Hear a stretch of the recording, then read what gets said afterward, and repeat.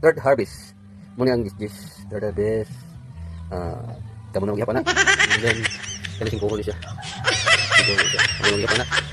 Tapos, kani ang gisuhon. Doon siya.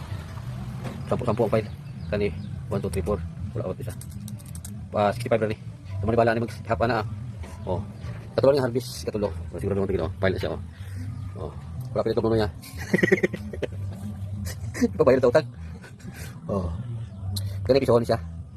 Tapos kani 10 yan, 100. Ito 23 tag 5 yan. So kayo na mag-husga yan ha. Okay guys, third harvest ni siya. Kasi palikod yung mga tiguan harvest at plan ka talay oy. Balik po nato ni siya kay wala na may sulod. Thank you sa blessing.